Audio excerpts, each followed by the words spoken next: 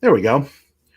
So, Father Miller here, day 7 or 8 of the quarantine, I think it is. And again, just wanted to give this a try to see how the streaming thing works. I'm new to it.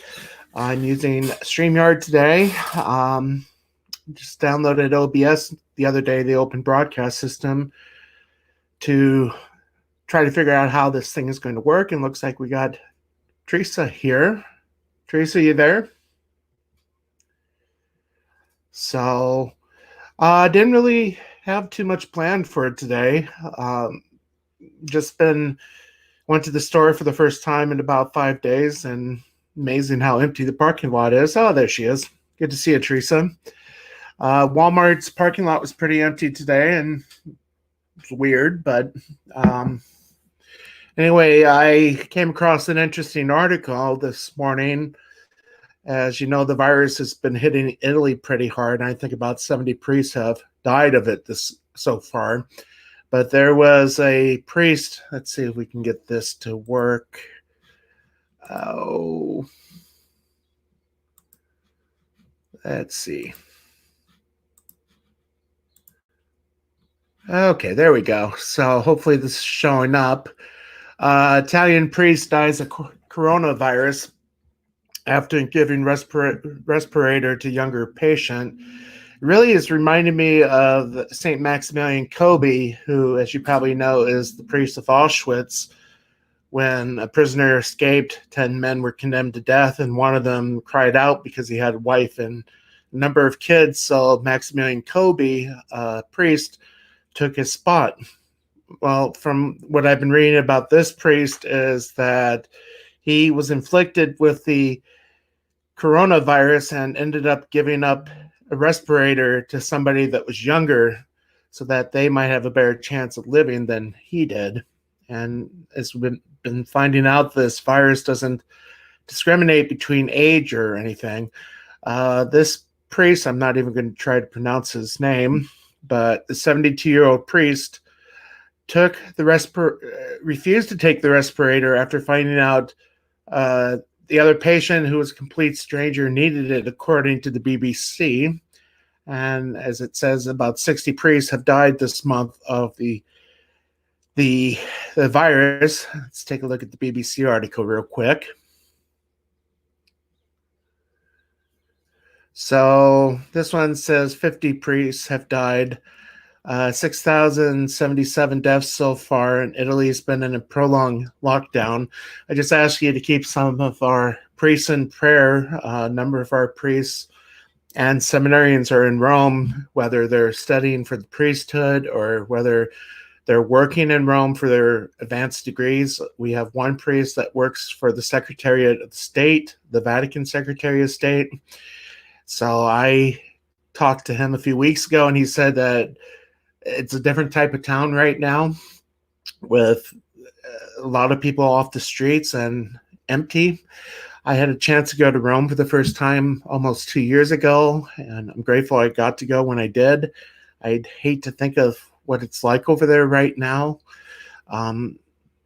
Why is there the higher death rate? I don't really know. It might be the healthcare system, which I've heard is not the greatest in Italy. I've been told that you never want to have to use a hospital in Italy, and that people that actually get injured, Americans that get injured, will come back to America to get treated rather than go through the Italian medical system. But anyway, so yeah, this is a big scourge. It's really screwed up a lot of things. I know that Holy Week is highly doubtful whether we'll be celebrating that publicly. As if you've been following my channel, I've been live streaming my daily mass, and I've been actually taping my Sunday mass because I'm still trying to figure out a few things with the titles, trying to do different displaying the readings, the responsorial psalm, the antiphons. So I'm still learning on this. You know, I shouldn't say funny, but about a month ago, I was planning on starting to do podcasting because I'm a former high school teacher. I taught high school for the first 9 years of my priesthood. And I was blessed to have taught sacramental theology to sophomores along with 9 years of church history. History is one of my great passions. When I went to Rome, I did a combination of religious and historical sightseeing. Historical because I'm really into the Second World War. My grandfather fought at Anzio, which is about 20 miles south of Rome. So I did 8 days in Rome, and I devoted the 9 days in Rome, but one of those days was devoted to visiting Anzio and Nettuno, which is where the American cemetery is. And it's also where St. Maria Goretti is buried. So right by the Mediterranean, you could visit her church where she is in display underneath. Let's see if we can bring that up real quick. I think we could do that. Hopefully this is all working. Let's see. So yeah, if you go to Nettuno, you can see her body. It's a little bit different in this than when I saw it, but it's wax coated. She's not incorrupt. It looks kind of like it is, but she's not. I did seminary in Philadelphia, and one of the things I tried to make a pilgrimage to was the shrine of John Neumann, who was the fourth bishop of Philadelphia, and his body is on display underneath the altar. It's wax coated, so I believe Neumann is not corrupt, but his remains were wax coated and are on display in vestments, and they just put more of the traditional vestments which he would have worn when he was bishop. When I was there, they had him in the modern vestments, which really wasn't the greatest, but anyway, so yeah. See, you got two people on now. So yeah, and as I've also said, let's see the other one. Even in America, priests are starting to be affected by this, as Franciscan friar, and I guess I didn't realize he was a deacon, but he is the first cleric in America to die from this disease. He was a friend of mine from the Diocese of Allentown, Pennsylvania, was telling us about him. And the article says that he died of leukemia. Well, he had leukemia, so there was the underlying medical condition. He was 53 years old, I believe it was. So I've been to the Franciscan monastery in D.C. where he lived. If you're ever in D.C., I highly recommend it. The collection we take on Good Friday goes to that monastery, which goes to the Holy Land, because it's the Franciscan order that runs the holy sites in the Holy Land. So the collection goes to the monastery, which goes to Israel and the shrines to be able to help maintain them. But let's see. Brother John Sebastian Layard Hammond, permanent deacon. So from what I've been told, well, he's 59, battling leukemia for a number of years, and had been temporarily living alone. So that's, you could say that's good that the other monks weren't exposed. Not everybody in Italy has been so lucky. Let's see if we can find that article. It was like a monastery. Yeah, there we go.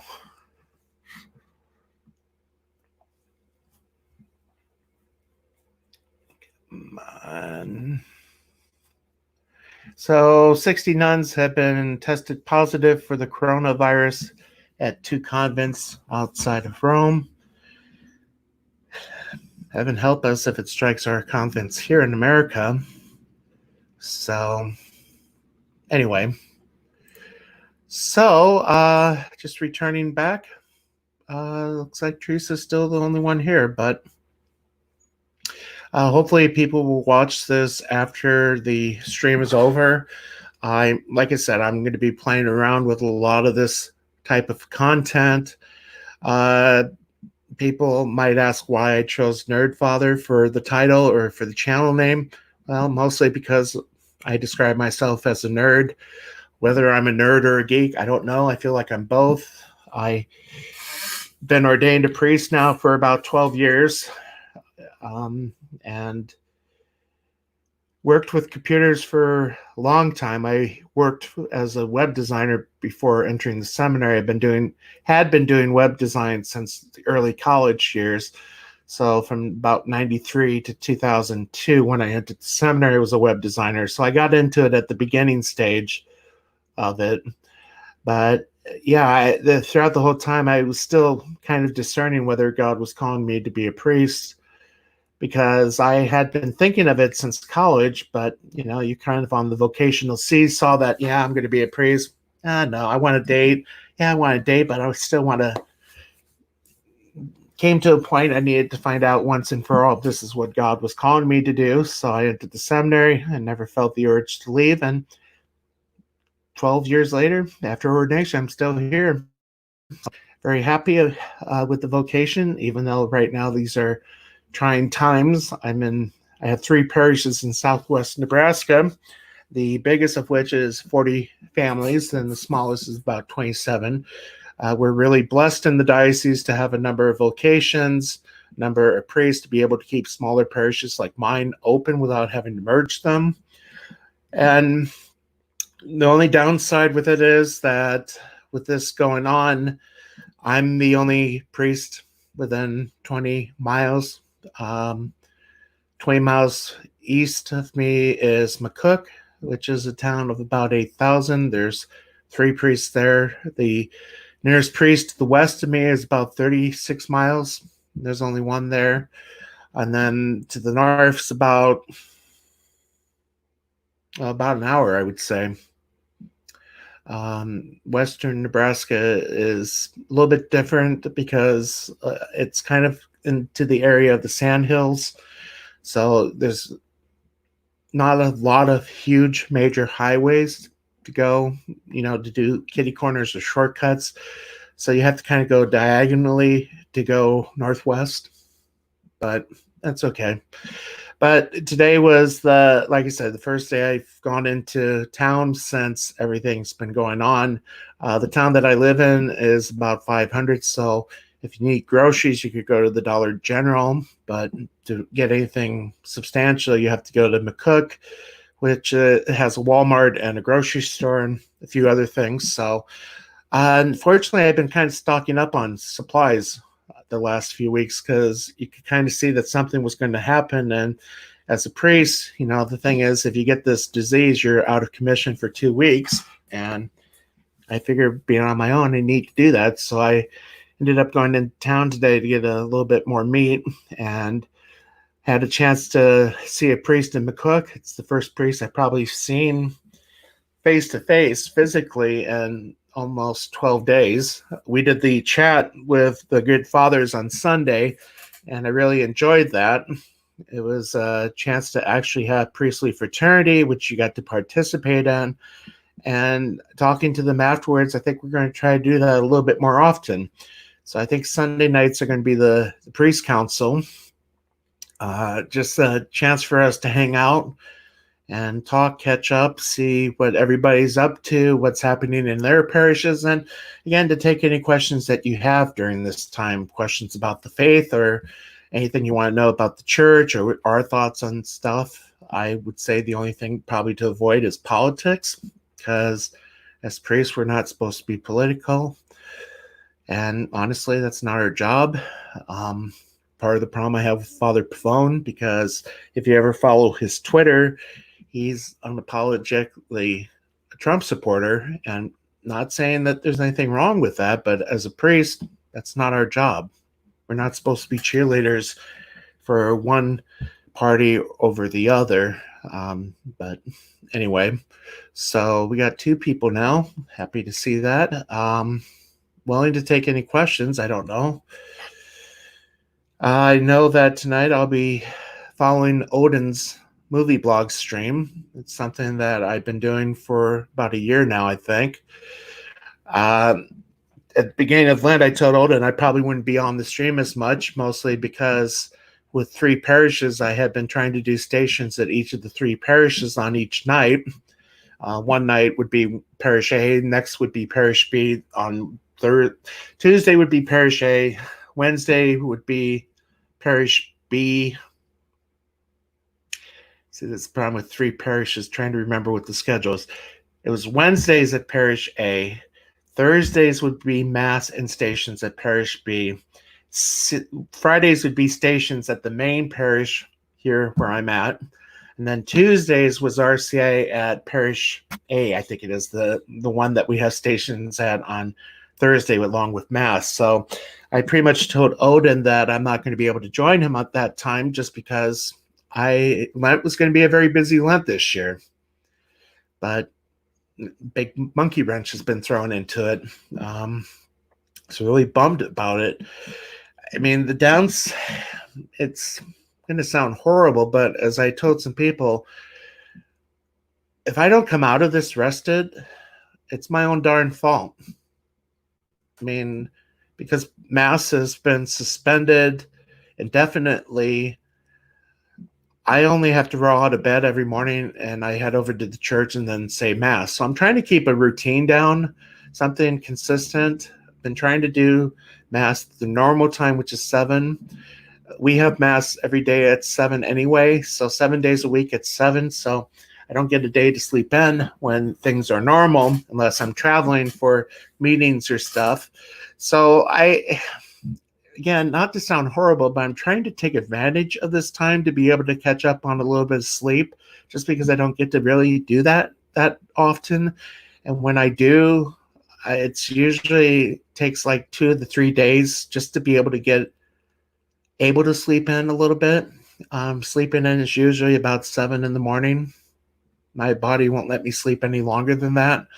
But during Lent, what we've been doing at the parish, what I've been doing for Lent was a Eucharistic Holy Hour. And I've been exposing the Eucharist at 5:30, mostly because I wanted to have 1 hour of silence before the rosary is prayed. And then we would have Mass after that. So that had been the plan to do for the 40 days of Lent. And with everything that's going on, again, I don't want to be the one that gets sick and then infect everybody. We do have a number of elderly parishioners here that I'm worried about health-wise because I'm in my mid-40s. So I'm going to be part of the 80% that if I get it, will probably have mild version or something, but I don't want a lot of my parishioners to catch it because I'm worried that they won't fall into that. And it's a time that really kind of sucks right now because we just had a death at the parish the other day, and it was a parishioner that I had a chance to go visit in the hospital. She had a heart attack about 2 weeks ago and was taken up to North Platte, which is about 90 minutes from here. I was heading into Lincoln a few days later for a meeting. We had a priest meeting, and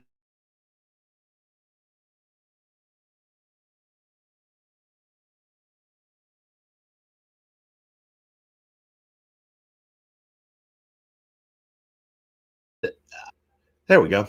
So when I got back 5 days later, the nursing home was on lockdown for 2 weeks. And then it was like a few days later after that, everything kind of went to kapooey, and we're all in lockdown now. So, but yeah, I really am bummed about this. I mean, I really wanted to be able to see her. A nice lady, great family, really good family. And it just, again, sucks.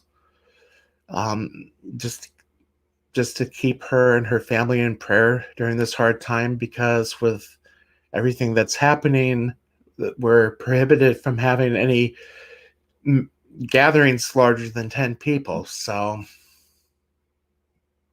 I believe she will be cremated, and then we'll probably have the funeral in early June tentatively, and I'm really hoping that this will happen. I hope this thing gets over sooner. This May It's hard to believe we're almost to April now, but in May, we'll have 6 guys being ordained priests. One of them is a former student of mine that I taught about 10 years ago.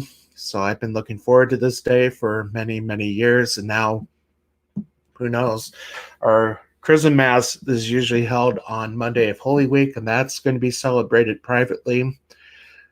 In other words, that all the priests won't be there, mostly because there's about 130 of us and groups of 10. But usually Holy Week was a good time. I don't think I'm going to do a lot. I don't know. I'm still trying to figure out how I'm going to do this Holy Week thing.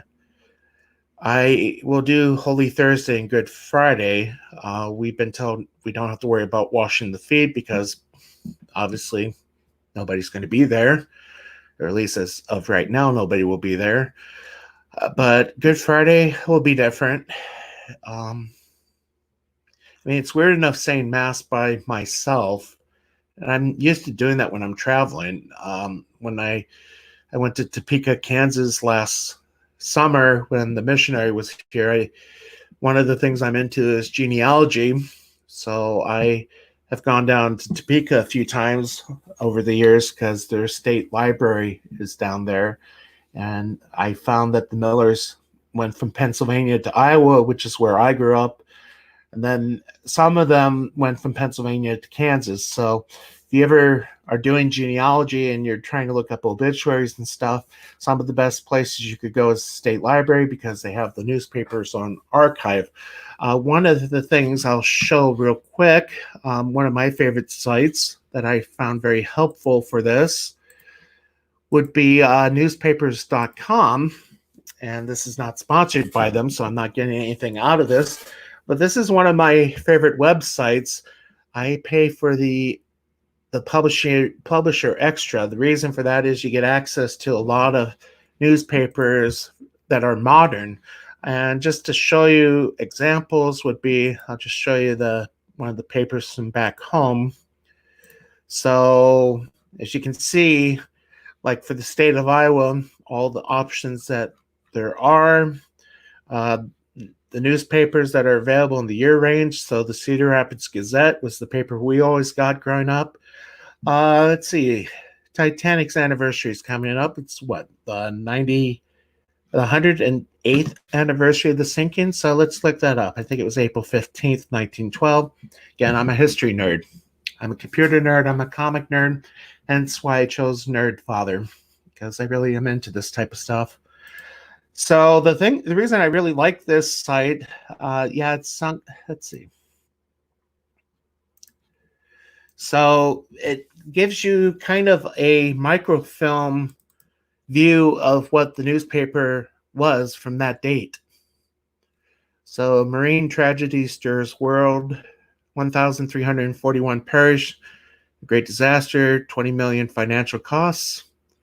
So you can actually read the newspaper from the day that it was printed. And I mean, you can zoom in and read. Some are a little bit more clear than others, but it's the whole newspaper.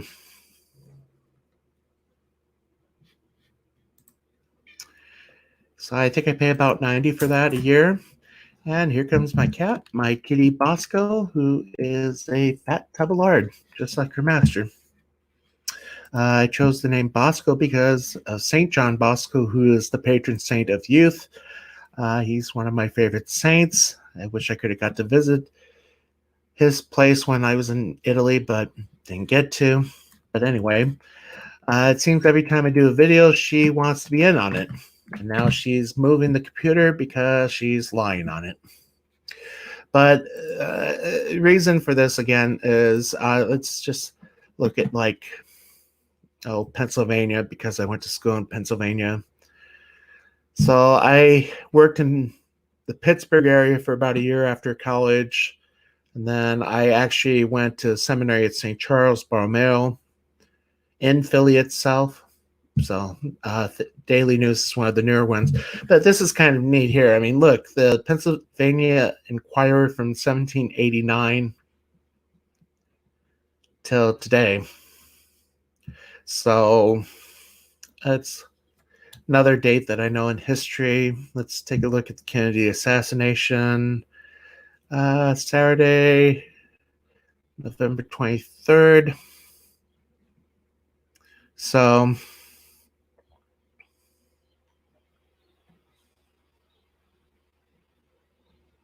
yeah. So, I mean, it's the actual paper from the day. So, if you're doing family research and if you know where a person lived and when they might have died, or if you want to try to find articles about it, it's a perfect site to go to. So, but yeah, so Nerd Father, part of the thing I'm also into is comic books. I've been kind of into that for the last few years. Kind of wish I would have got into it sooner when I was a kid.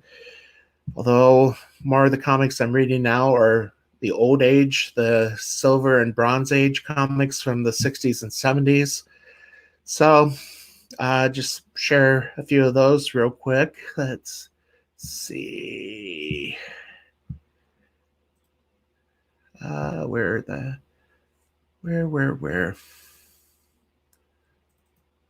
So, these old comics. The thing I love about these old comics is there's so much camp, so much ham in it. Lois Lane, Superman's girlfriend, Lois Lane. And it's always Lois how she's trying to chase Superman, trying to trap Superman into marrying her. And as the comic here says, Superman snapped my air hose because I won't marry him. He's committing the perfect murder. Let alone, why is Lois Lane in space? But this one is from the late 50s. I just saw this one earlier today. I don't have this one. I have been buying some of the older ones. Been waiting for sales. Midtown Comics in New York City had a really good sale after Thanksgiving 2 years ago, where a lot of these were 75% off. So instead of paying $25, $30, I got a number of them for $5 or $6. You think a modern comic today is anywhere between $3 to $4. If you get some of like DC's Black Label, you're paying $7, $8. So you can get a comic that is about 50, 60 years old for, if you find the right price, you could get one for that same price as a new modern comic, which is not really as good today. But yeah, so Jimmy Olsen and Lois Lane, they each had their own comic back in the 50s and 60s. And then in the 70s, they kind of merged into what became known as the Superman family. But I love how Superman comes off as a jerk in this. Jimmy, this gift you got me for Father's Day, make me sorry I ever adopted you as my son. I'll have to destroy it to teach you a lesson. This one I actually won in an auction. This is an actual comic. This was Lois Lane, issue number 106. I think it was like the late 60s, early 70s, where Lois has Superman transform her into a black woman so that she could go undercover in the bad part of town. I think I paid $23 for this one. I've seen this go on eBay that's been graded for maybe 100 or something. And it's just because it's such a craptastic cover. It's just so bad. And that's why people want to buy it. The one that I really want to get into right now is the pre-code era. Because as you can see, like up here, you got the comics code. Well, the reason the comics code came about was in the 50s and the 40s, you had a lot of comics that would be R-rated today. Not talking about like because of nudity or profanity, it's just the violence in it. The coffin says, "Merry Christmas to my wife." So you get the Vault of Horror, Tales from the Crypt, the original horror comics from the 40s and the 50s, Crime Don't Pay. Well, the way I understand the history is some doctors were saying that this was corrupting the youth and that we got to stop this and to protect the youth. So they were going to go after the comics, and the comic companies came up with this code where they had to make sure that the comics didn't violate the code. In other words, that, you know, you don't get away with committing crime, the crook will always be caught. Police have to always, and they should be, honestly, portrayed good. Part of the reason for that one there. So let's go back to this. I come back to this real quick. One of the things I'm having a problem right now is, yeah, we got one person still. Let's see. Marvel came out with a new trailer the other day about the new Warriors. Now, I'm not into it. I never read the New Warriors when they were published, I think, in the 90s. But we'll take a look at this.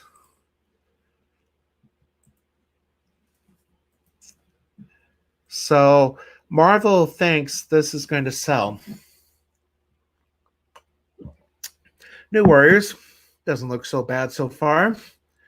Then we come to the New Warriors, the new Warriors. And the thing that just is, you have to hope that this is a parody. Because it looks like you're going from vigilantes named Night Thrasher, Firestar, Rage, Speedball. I'm not even sure how to pronounce that silhouette. Now you go from this to Screen Time. And the laughable thing about this is a mean, obsessed super teen whose brain becomes connected to the internet after becoming exposed to his grandfather's experimental internet gas.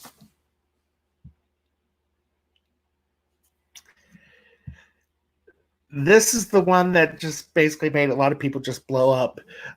Safe Snowflake and Safe Space.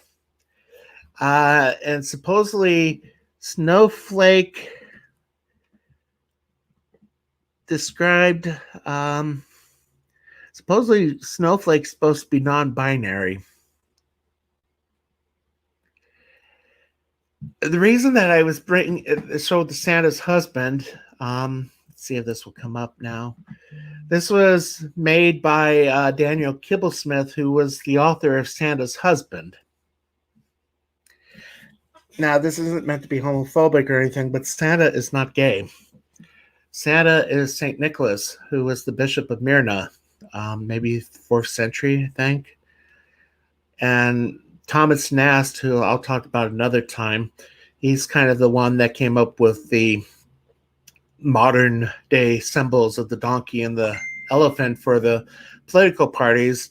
He was a political cartoonist, but he also was a very big anti-Catholic, which is a no-no in my book. But anyway,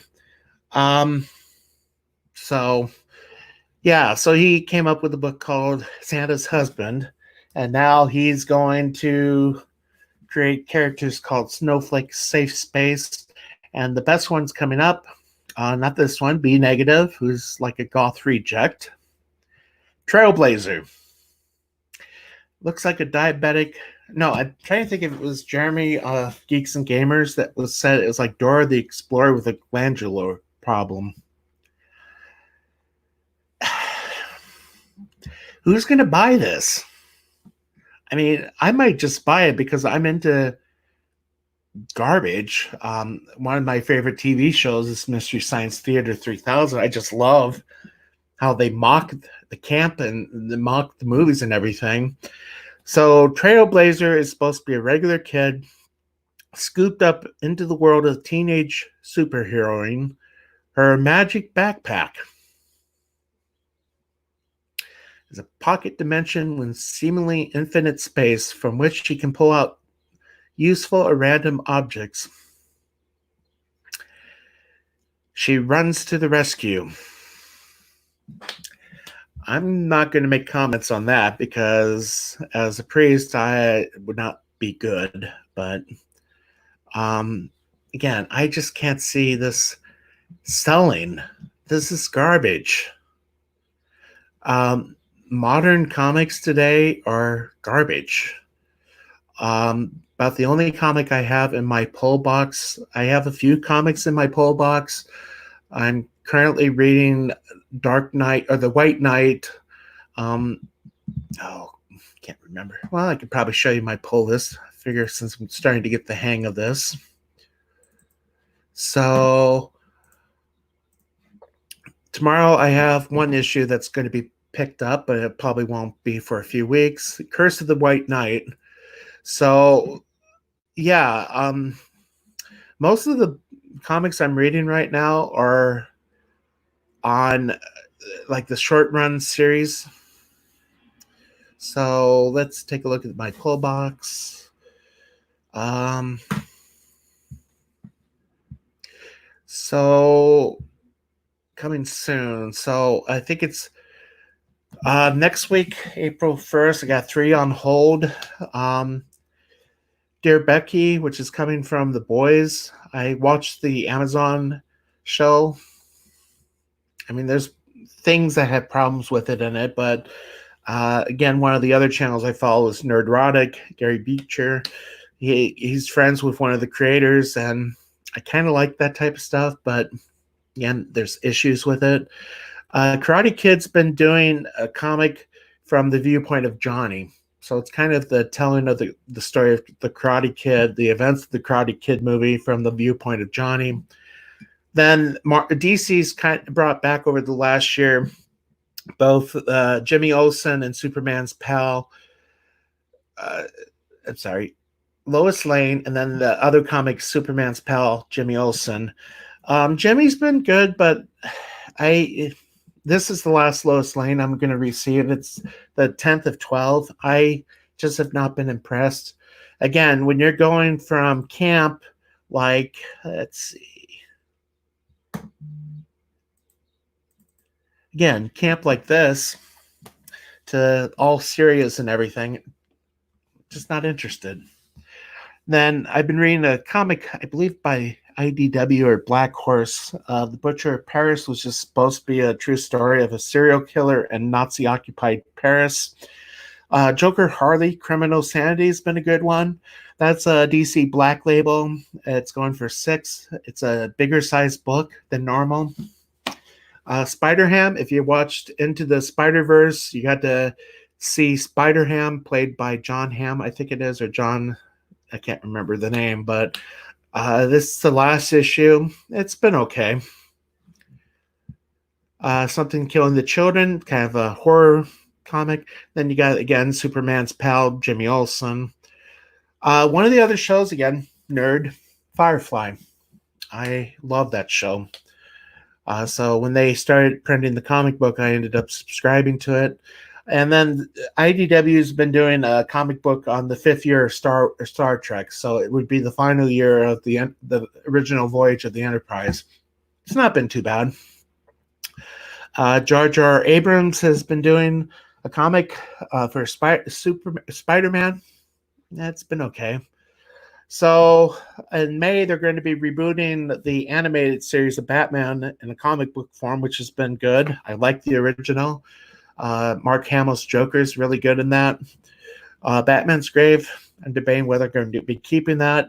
It looks like I'm still stuck with Lois Lane. So that's about all. The one that I'm looking forward to is in mid-May. They're going to be doing the comic on the parallel of the Mirror Universe. So have you ever seen evil Spock with the beard, the goatee type beard and everything, where Kirk and Spock are bad, but yeah, I'm looking forward to it because they're going to be doing it with Khan, Star Trek, Wrath of Khan. So I'm really looking forward to that. But anyway, so that's about all I think I'm going to do for today. I actually went a little bit longer than I thought it was going to go. One viewer, I don't know if Teresa's still there or not, but anyway, yeah, so the plan right now is we'll be doing another stream with the priests. I've talked to a few other priests. I think they're interested in joining. Got a priest from Allentown that might be interested, and still trying to get a few of our priests from our diocese to join too, I think. Yeah, but anyway, so I figure this has been the first video where I'm doing a solo video on my own. Not going to be widely viewed, but hopefully, as the channel grows and more people start to see it, hopefully more people will come on to it and hopefully take a little bit more questions. But anyway, so I'm going to wrap up now. Just be safe know that I'm praying for you. Pray for me because, again, as a priest, I'm worried about catching this. I'm not worried about dying. I just don't want to be sick. I had the flu last year, and that's the first time in a long time I've had it. I even took the flu shots. So, anyway, leave a comment. If you got any questions, leave that there too. I'll try to answer them. So, until next time, God bless.